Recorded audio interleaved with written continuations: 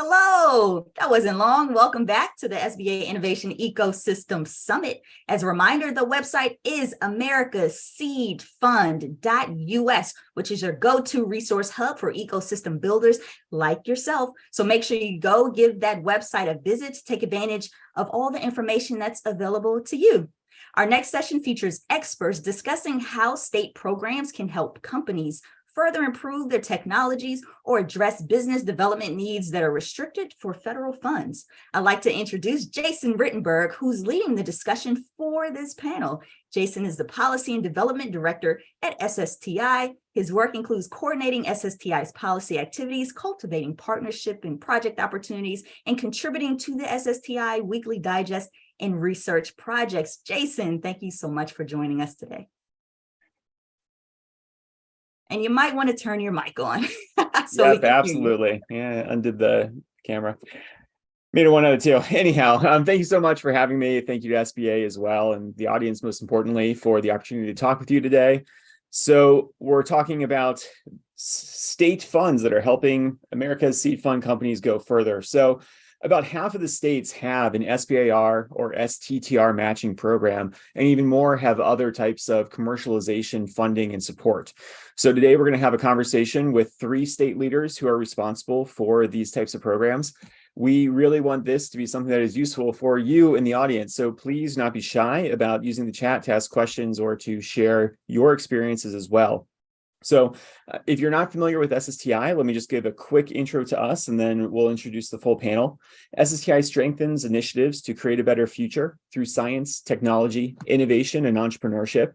To do this, we track, develop, and share information on tech-based economic development policies and programs, primarily for an audience of state and local governments, nonprofits, higher education, and federal labs. I also want to note that we've launched with the Economic Development Administration a community of practice focused on tech-based economic development. And if that sounds of interest to you, please contact me to learn more. All right, so as I said, I am pleased to be joined by leaders from 3 states who have really robust approaches to strengthening innovation in general and SBIR companies specifically. So first up, I am joined by Hawaii Tech Development Corporation, Cindy Matsuki. Cindy, if you want to go ahead and just say a little bit more about you and HTDC, and then I'll introduce the next person. Hi, thanks for having me. I'm Cindy Matsuki with the Hawaii Tech Development Corporation. I'm the SBIR program manager, and I'm looking forward to share more about our program. Thanks. Thank you very much. Next up, we're also joined today by Charlie Hipwood with Mass Ventures. So Charlie. All right, thanks, Jason. Charlie Hipwood, I'm president and CEO of Mass Ventures. I've been with Mass Ventures for about 6 years, and prior to that, I was a 3-time entrepreneur, mostly in fintech. I've done everything there is to do in a startup and have made a lot of mistakes along the way. So I jumped to the Mass Ventures side so that I could help entrepreneurs avoid those same mistakes. Mass Ventures is a quasi-public institution in the Commonwealth of Massachusetts. We were established 44 years ago with the express intent to be a catalyst for early stage tech investment. Today, we focus mostly on seed stage deep tech and make about 4 to 6 investments a year. But we also run a variety of grant programs, one of which is the SBIR matching program that we'll be telling you more about. We're a small team of about 5 people, but we end up funding about 65 companies a year through investments and grants, and happy to talk more about that. Great. Thank you very much, Charlie. And then last but obviously not least, joined also today by John Hardin with the North Carolina Department of Commerce. So John, would you please tell us a little bit more about your role there? Hey, good afternoon. I'm John Hardin, and I am the executive director of an office within the North Carolina Department of Commerce. And that office is the Office of Science, Technology, and Innovation. And we have kind of a dual mission. About half of what we do is focused on strategy and policy, and we do that through staffing a 25-member board, the Board of Science, Technology, and Innovation, that works with our governor and our legislature to make sure that North Carolina has a healthy, strong, and vibrant innovation ecosystem. The other half of what we do is running programs, primarily grant programs, the most important of which, or the longest running of which, is this SBIR STTR matching grant program that I'll tell you about later on in the session. Thanks. Well, thank you, everyone. Actually, before jumping into the questions and discussion about the matching program, Cindy, do you mind providing just a little bit more context about HTDC as well? Sure. Sorry. We're the state's tech economic development agency. So we're a state agency. We also house the Manufacturing Extension Program Center here as well. And we're also the Tech Bridge PIA partner. So our goal is to support tech and manufacturing companies in Hawaii with programs, including our grant programs. We have manufacturing grant programs. And we also have collaborative spaces around the state. We have one on Oahu and one on Maui for co-working and startup office space. And yeah, we try and bring together the community around growing tech and manufacturing in Hawaii. Thanks. Great. Thank you. Okay, so one important thing for people to understand about SBIR matching programs is that there is quite a bit of variability to how these are actually designed. So an SBIR matching program in one state is not necessarily directly, well, comparable perhaps may be fair, but it's not going to work the same necessarily as the SBIR matching program in another state. So I'd like to start off by just hearing more about how each of yours works. So let's start maybe with John, if you wouldn't mind explaining a bit more about North Carolina's program. You're on mute still, John. Right. Our program started in 2006, and that's because the first half of the work that we do, as I noted, is policy and strategy focused. And one of the things we do is we study measure empirically the health of our innovation ecosystem. And we saw that one of our weaknesses was in converting phase one matching grants, SBIR grants, to phase two. And we looked around and we saw that several states had some matching programs. And so we basically developed one that works well for North Carolina. And that is that it's only for companies that have received a phase one SBIR. And if they have received it within our state fiscal year and we're funded, the program's funded that state fiscal year, we can match them statutorily, we can match them 100% up to $200,000. But often we can't go that high because our biggest rate limiter, I would say, is the amount of money that's actually appropriated to the program. And so if we only have, $2 million, we can't fund everyone at $200,000, per grant. So we kind of ration out the money on a per rata basis. But basically, we typically make about 50 or 60 matching awards per year, and it's relatively easy to apply. And the hardest part is winning the phase one. We have an online grants management system where they apply. All of their reporting is done through that online grants management system. And we try to make it as easy as possible for them so that they can focus their resources and their time on their phase one project. Good. Yeah, thank you for that, John. And before I ask Cindy to share about the Hawaii program, I'm curious as well to what extent your program is relatively automatic for companies who have received an award versus being more of a competitive process. Right. So far, and we've operated our program since 2006, we've never operated it on a competitive basis. However, we do sometimes have eligibility criteria if the funding is in short supply. So when funding is very plentiful, it's pretty much open at the maximum amount to all companies. But this year, for example, we have a little bit less funding. So what we've done is we have prioritized companies that are younger and smaller. And so companies that have beyond a certain number of employees aren't eligible this round. We also have prioritized companies that are in more economically distressed regions of our state. So they are automatically eligible, whereas companies in more economically prosperous regions of the state are still eligible. But if they've received more than a couple of grants already in the past under the program, they're not eligible under this round. It's only the ones who are coming to the program maybe for the first time or the second time that are eligible. So we do all of that eligibility based on the expected level of demand and how much money we have. Yeah, thank you for going into that. Cindy, would you please talk about Hawaii's program? Sure. It sounds similar to John's program as well. We have a phase 0, phase 1, phase 2, phase 3 matching programs. And that also depends on what we receive from the state to fund our matching programs. Our program actually started in 1988. So we're one of the longest running state continuous matching programs. So we've matched phase 1s since 1988, which is, I think it's a great program to run off of. And We started our phase 2 and 3 match. I think it was 2018 or 2017, but during the pandemic, we kind of lost that funding. But this is the first year that we got our phase 2 and phase 3 match back. So I'm excited that's going to. And as John said, we are also limited by the amount that we're given. So the way our program runs is we will match 50% up to a cap dollar amount, but usually our budget doesn't allow it. So our program is actually very competitive. Because it's a state program and we're tech economic development, we ask the companies to submit their application, and they actually come in and present to us. And they let us know how much economic impact that their company, their project is going to have to the state. And that's how they kind of get scored. And we do, so like John said, to focus on underrepresented communities and companies, as well as first timers, we actually give them extra points in the scoring. And so that's kind of how we give an advantage to those people.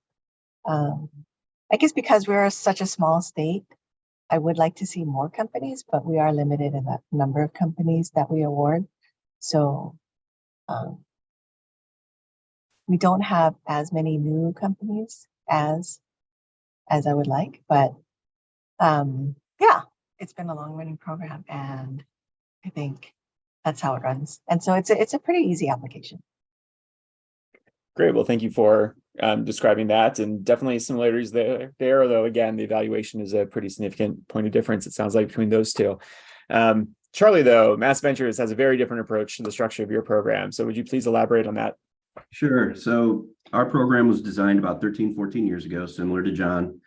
We're very fortunate in Massachusetts that we have a lot of SBIR, STTR winners each year. And so we wanted to structure a program that really leveraged the SBIR funding to commercialize the research and ultimately create new businesses and jobs and new industries.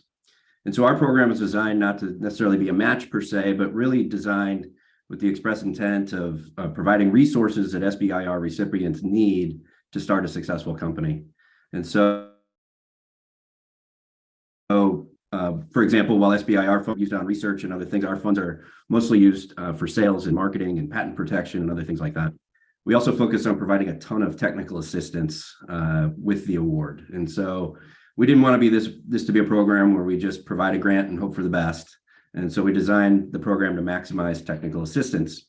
So first, to be eligible for our program, you have to have received an SBIR phase 2. So a little different. We look at this as being a good barometer of tech development and success. So you've already achieved quite a bit with tech development at this point, and hopefully you're ready to commercialize that. We run the program once per year. We have about 120 application reviewers and another 30 pitch judges, so it is competitive. We get about 80 to 100 applications per year. So that first, basically it's a 2-page application similar to what John said, but our application focuses on, tell us about your team, tell us about the market opportunity, tell us about the competitive landscape and your competitive advantage. So a lot of the same things that we look at when we hear a pitch for venture funding. So we usually get about 100 applicants a year, like I said. We invite the top 20 to come in and pitch to a panel of judges. 10 of those 20 win $100,000 each. And then the technical assistance kicks in. So we spend the next year working with those 10 winners, my team, providing as much guidance and support as we can. So we go in, help with strategy, help with customer discovery, help with finding employees and partners and other things. Those 10 companies come back the next year. They pitch to the same panel of judges on what they've achieved and what they could do with another $200,000. And so again, this is all about, hey, we were able to do this customer discovery. We figured out this is our beachhead market. We figured out that this is our sales pitch. And so then 5 win an additional $200,000.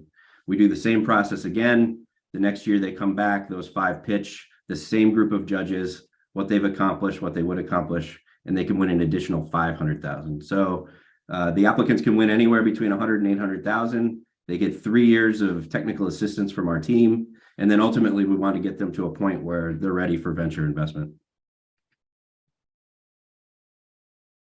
Yeah, thank you for walking through that. Definitely a very different approach, but very, very interesting one as well. So I appreciate that each of you explained a little bit about why you created the programs that you did in explaining the way that they work. So would like to understand also what you feel like has actually helped you achieve. And either now or I can follow up separately, but just give you a preview. Would also like to know how you're measuring it so you actually know what those impacts are as well, because obviously metrics are really important.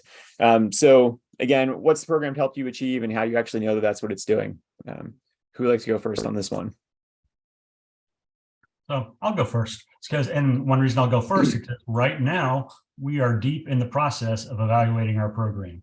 So our program has been around since 2006. We do keep track of the companies as they have active grants. For example, every 6 months, they submit an interim status report to us that has both quantitative and qualitative metrics. At the end of their phase 1, they also submit a final report to us that has similar metrics. But then once they're done with their phase 1, their reporting requirements to us stop. And so what we started about 5 years into the program was we started doing a survey of all the companies, regardless of whether they got their grant last year or 5 years ago. And that asked a much more detailed set of metrics, but not a burdensome set of metrics. The types of things we measure are, how many employees do they have now relative to the number they had when they got the grant from us? How much IP have they generated in various categories? How much revenue has that brought in? How much additional funding from either phase 2 SBIRs or other, private capital or even foreign capital? How much have they received, from those sources? So we have a whole series of metrics that we capture. And we've been fortunate enough to get about an 80% response rate to that survey the 2 times that we've done it before. We did it 5 years after and 10 years after. And we tried not to do it too often because we didn't want to overburden the companies. But what we found now is that we don't want to use 5-year-old data. And so we started working it every 2 years now, but we have fine-tuned the survey in a way that if a company's already, answered the survey 2 times before, they don't have to answer all 20 questions. They might answer only 5 that are relevant to them, whereas newbies get to answer all 20 questions. And so we've tailored it that way to, again, minimize the burden, but to get all the new information that we can.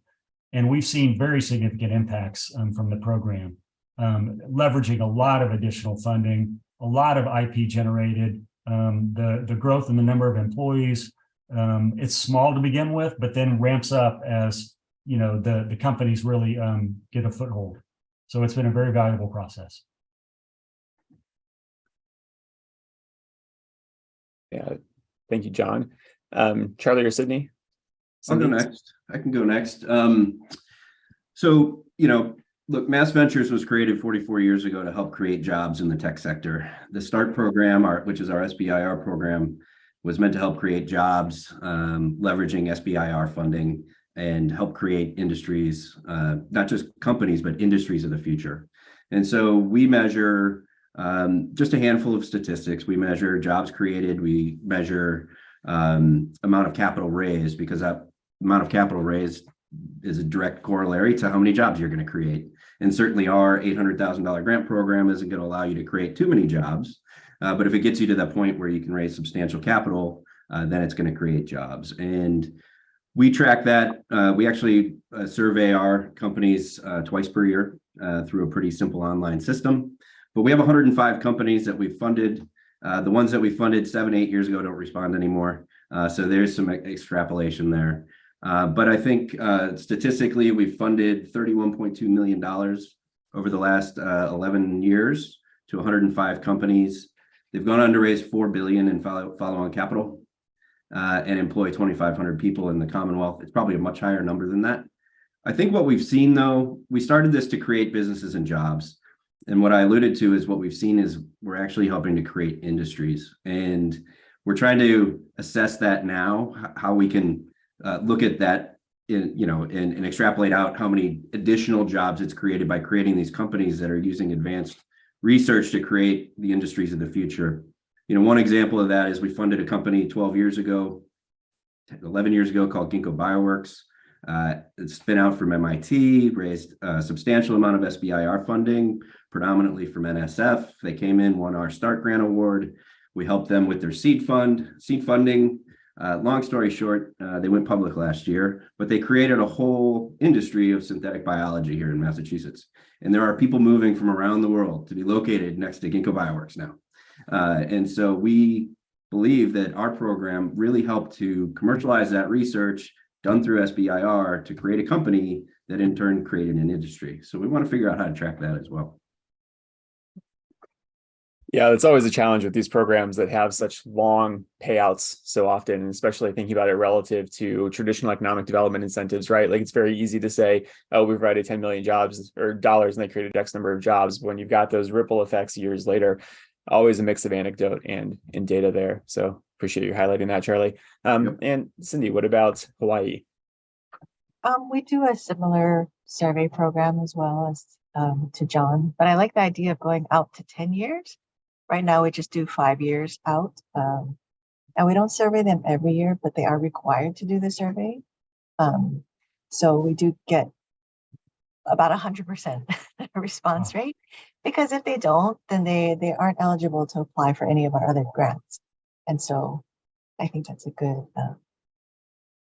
way to do the survey, so we get our responses. And we've gotten a lot of good investment. So I think usually just on federal funds alone, we have a 1 to 23. So every dollar the state puts in, we have $23 of federal funds that come in from our SBIR program.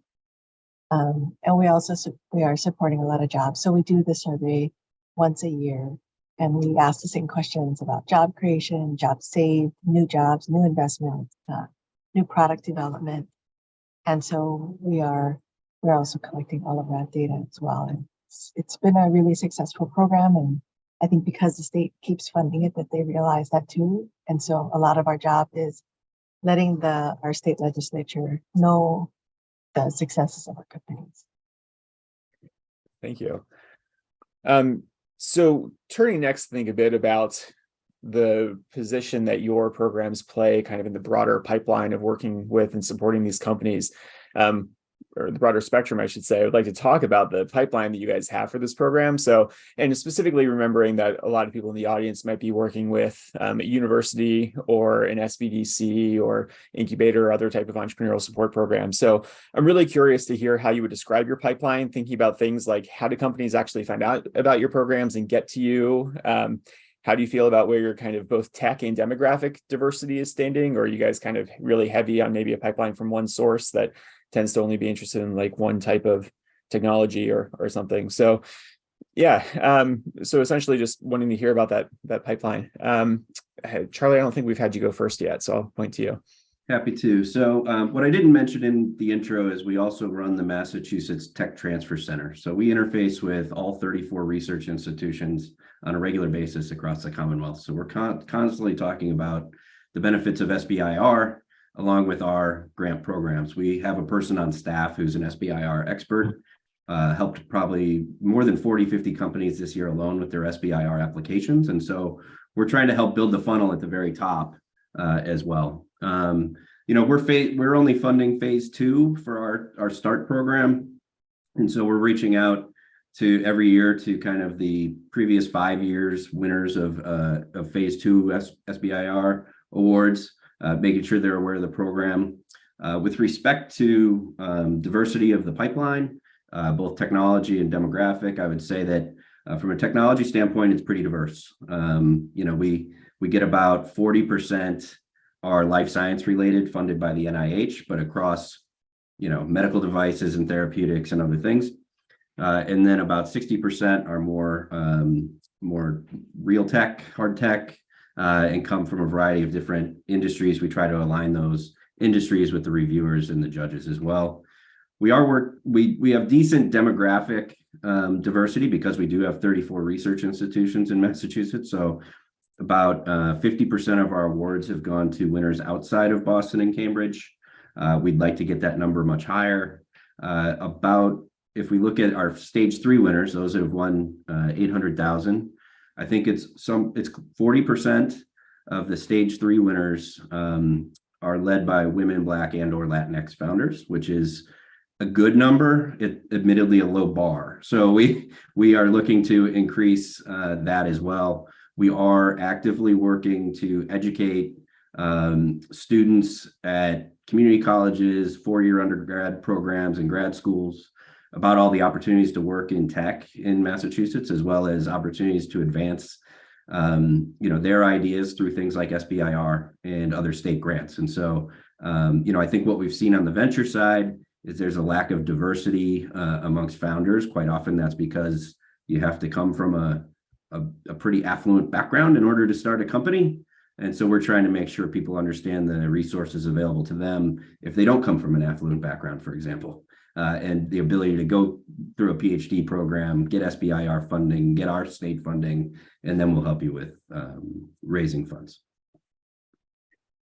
Yeah, I appreciate that. And I don't have the numbers at my fingertips right now, but I don't believe the pool of SBIR applicants is up to 40%. So it certainly sounds like you're probably over-indexing on the diversity there with the group that you guys are funding. But again, yeah, I think that's also a reflection of the great job that the universities in Massachusetts do to attract diverse candidates as well. So we're a direct benefit of that. Fair enough. How about Hawaii? So we work closely with the University of Hawaii, and they have an incubator program that just started last year. And so we kind of work with them to build in that SBIR track to help the companies that are going through that incubator program to lead into the SBIR program so that they can get funds to further their research and development. And so that is a relatively new program, but we're looking forward to seeing some good results with that. They have been our partner in the past to market SBIR to their companies through workshops as well as some accelerator programs. So that's been successful. As far as diversity goes, I have to admit our program is not as diverse as it should be. So that's going to be my focus for the next few years, working with women and our neighbor island companies, as well as underrepresented companies as well.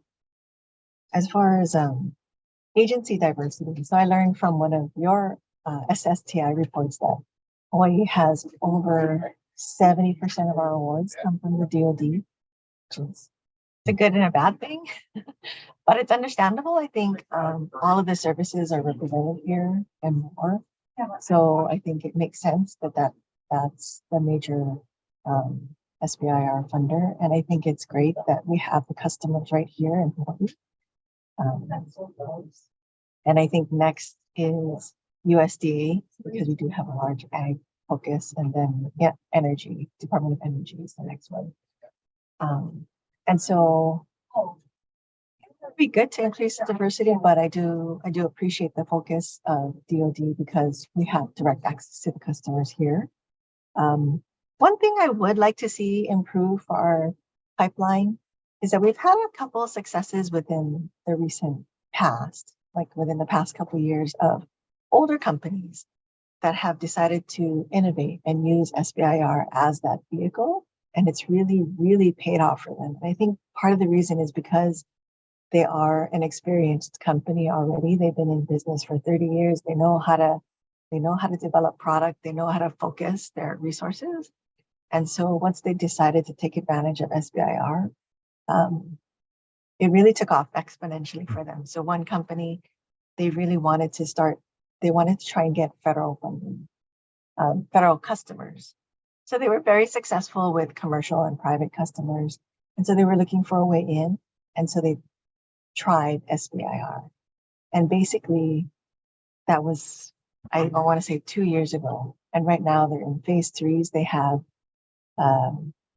398 million IDIQ within 3 years, which is a crazy success story. I know. So I think I would like to reach out to more of these large companies, but I'm just not sure what the best way is to get the message across that SBIR could be this potentially great app to start working with a new customer. So thanks. Yeah, that's definitely interesting. That's something might want to follow up with you offline, because I could see a lot of times, ideally, like MAP, which I know you guys are responsible for in Hawaii, might be a door in depending on what technology area those companies are coming from. But that's, yeah, thank you for sharing that. John, what about the North Carolina pipeline? All right, so every time we issue a new solicitation, we send out a press release from the Department of Commerce, and that goes to all the media outlets across the state. That's one way. The second way is we reach out to all the universities with tech transfer offices, even those that don't have tech transfer offices, and spread the word that way. And we also push out information to probably about 20 different, I'd say, partner organizations, whether it's the North Carolina Biotechnology Center, the Small Business Center in the state, just to make sure that the whole network that's relevant really knows about this opportunity.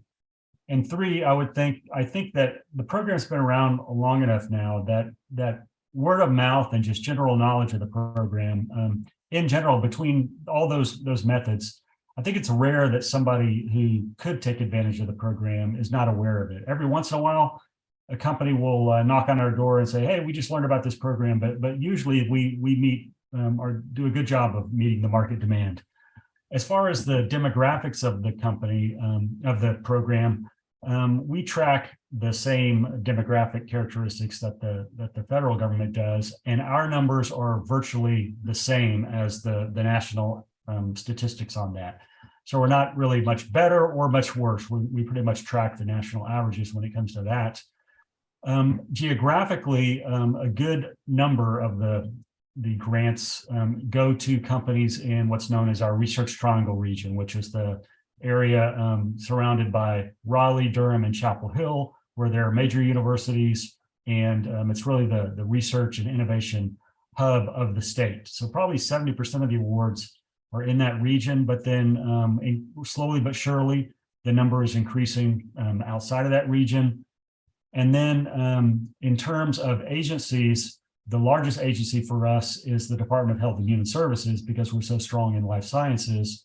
The second largest is DoD, but we're taking active steps to try to make it a larger share of what it is than what it is now. It's large, but we think through some specific actions, we can make it larger. Excellent. Well, appreciate those thoughts. I know we're starting to wind down on time. My goodness, cannot talk today. So kind of continuing this conversation about where the program fits into the spectrum, and I'm not sure how many investors may be participating in the audience, though perhaps some venture development organizations similar to groups like Mass Ventures, but kind of regardless of who's in the audience, just curious what you kind of are expecting or hoping a company is going to be doing as its next steps once it's coming out of your program. Is this a kind of, ideally speaking, they're directly into sales and looking at operations? Is it into venture capital? So both kind of, where do you hope they'll end up? And then particularly as part of that, I'm curious to what extent your programs are helping to provide any sort of facilitation or connections to, those people who might be involved in the next steps for that company. Cindy, I don't think I've gone to you first in a while, so we'll go with Hawaii. So we do wraparound services with our program as well. So we bring in different vendors to do business development support. And the goal is, like, we want to provide that bridge funding. So the matching grant is the funding to go from phase 1 to 2 to 3.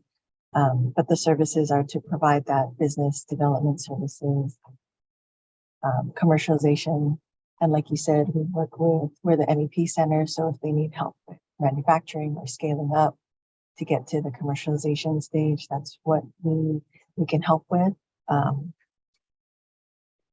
I think what an important role is for us too is to play that connector. So we just recently hosted a conference focused on SBIR and tech companies, but we invited a lot of the customers. So we brought in a lot of contract officers, tech scouts, OTs, and a lot of the new programs for the DoD, as well as our SBIR program managers. And we brought them together for 3 days in Hawaii to do an in-person conference, which was nice. And so I think that's one of the things that we do is to connect our companies with customers, and as well as partners. and different funding opportunities. We don't do any direct investments. We just recently became the state's SSBCI agency. So we do have that state small business investment fund, but that's an indirect fund. We do have a fund of funds and a loan program. And so I think there's multiple avenues where we try and help companies get to that commercialization stage. Great. Yeah, thank you. Charlie, do you want to go next? Sure. Yeah, I mean, throughout the 3 years that companies are in our program, we're providing a ton of technical assistance, really trying to help them figure out their go-to-market strategy more than anything, really trying to find, the right team members. Oftentimes we're spending, we have a program called MassVX where we try to find co-founders for a lot of these technical founders who can help take that company to the next level as well. We do this even for the companies that don't make it through the various gates of our program. So we've certainly helped companies that only made it through stage 1 for many years. But our ultimate goal is to get them to a place where they're ready to go and raise venture capital if that's what they want to do. We then provide net connections through our network, introductions. Oftentimes we're leading term sheets. So we've actually funded 9 of our start programmers, 7 which were in the last 2 years, leading term sheets, bringing in a syndicate of early stage deep tech investors, which there are not many of, and so it is challenging. And then ultimately taking a board seat, helping guide them to where they can get growth capital, and then we kind of step away. So our intention is fully to get them to a place where they are a venture fundable company, and then try to get them venture funded. Thank you. John? All right, so we don't have the bandwidth to have much in the way of formal ongoing technical assistance that we provide, but we provide it on an as-needed basis, on a regular basis. So the companies always have questions. We know all the VC firms. We know pretty much everyone in the innovation ecosystem, and we're constantly making referrals and connections of our companies and making them aware of resources that they may not otherwise be aware of. One thing I should note is that we are considering developing a phase 2 matching program, and some members of our team have spoken with Charlie and I think Hawaii as well to learn about how they do it. And we're working on that, and we hope to make that pipeline a little bit longer. Excellent. Great. Well, we just have a couple of minutes left. So some concluding thoughts, at least on SSTIs. Then, I mean, as I think you've hopefully all heard from the description of the programs here, definitely a lot of different approaches, but the support that at least a commercialization matching program, if not an SBIR explicitly matching program, can fill a really important need for these companies, because it does take so much. I mean, you heard a lot of the successes that people touched on. They had multiple sources of funding, whether it was SBIR awards, the state plus the federal money, or investment coming alongside. So just having those resources to be able to help a company really do what it needs. During the intro, Jamila mentioned that, a lot of these programs can help fund those costs that can't be addressed by the tech development and research funding that comes from the SBIR program. Certainly, we've seen a big transition to now where you see an awful lot of the recommended practice is usually around developing your tech alongside the business. And so, from our perspective, those state matching funds really help companies actually achieve that in a way that just the SBIR funding alone might not be able to. So, but it is certainly a complicated process, lots that can happen on the front end to get a company ready, obviously, to be prepared for this. And then on the back end, a company might not, as you've heard, leave and be ready to be completely self-sustaining. I do want to highlight for people that if you're interested in learning more about these programs, there's a report on SBIR.gov that highlights, at least as of last year, all of the state programs that existed and made some comparisons to eligibility, funding levels, and notes like that. So hopefully that's a useful resource. Thank you so much to Cindy, Charlie, and John for joining us today. We, again, just can't emphasize enough that we think you guys are doing great work in your states to really strengthen your ecosystems. And so glad you're able to take the time out to talk about these interesting program models that you all have. So thank you. Thanks. Thank you. Thank you, Jason, Cindy, Charlie, and John. Let's give them an emoji or Giphy round of applause. If you've just joined, welcome to the second annual SBA Innovation Ecosystem Summit. There are multiple ways to participate in the conversation. You can click on the stage chat to share your thoughts with us and other audience members. You can also post on social media using the hashtag ESO Summit 22. We're going to take a quick break. We want you to use this time to grab another cup of coffee or refill your water cup. And when we come back, we'll hear how private foundations, venture capital firms, and angel investors are bridging the gap between underrepresented entrepreneurs and equitable economic growth via impact funding initiatives, curated programming, collaborations, direct investment, and other strategies. We'll be back quicker than you could say supercalifragilisticexpialidocious 10 times. See you soon.